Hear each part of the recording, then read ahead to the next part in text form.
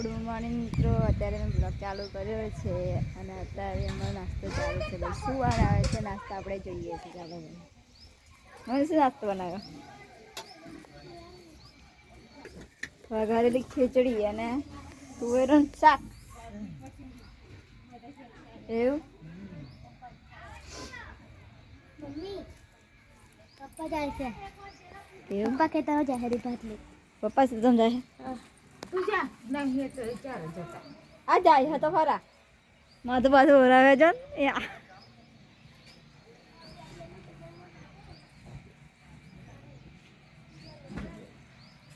પપ્પા હું હા ન જતી ચાલશે ને? ના ચાલો. હા ના ચાલે.